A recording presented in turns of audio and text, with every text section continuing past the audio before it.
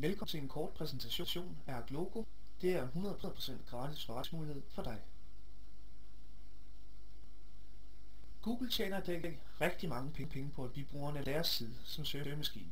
De tjener faktisk så mange penge, at de kan give andre store portaler, som f.eks. AOL, over 50 øre for hver enkelt søgning, der bliver foretaget på deres side. Kunne det ikke være fedt, hvis du bare fik det halve? Men desværre har Google og andre store portaler ikke planer om at dele omsætningen med os brugere. Heldigvis er løsningen nu endelig kommet, og der vil sikkerhed blive et hit verden over. Agloco Community, også bedre kendt som Agloco.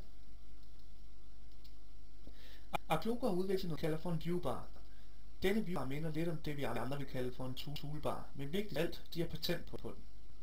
Det denne viewbar gør, er at vise dig som bruger annoncørlinks, som automatisk tilpasser sig de hjemmesider, som du besøger her nu. Det vil sige, at på en hjemmeside, der omhandler Kina, vil du højst sandsynligt møde Agloco-links med f.eks. rejser til Kina. Lidt ligesom det, vi kender fra Google og deres annoncørlinks. Forskellen mellem Agloco og Google er bare, at hos Agloco er det dig, som bruger der til pengene. Husk, det er stadig 100% gratis for alle at være med. Det vil det ved med at være til tid.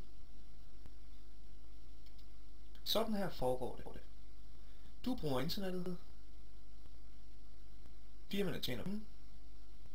Firmaerne betaler Agloco. Agloco betaler dig. Hvad kan man så tjene på det?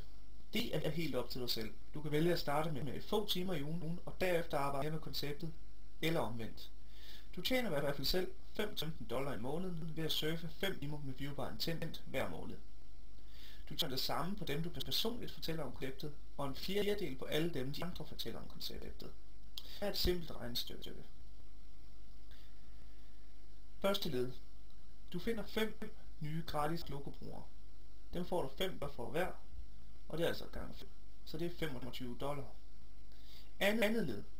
De finder også 5 nye hver. Det vil altså sige, at de er blevet til 25 gange $5.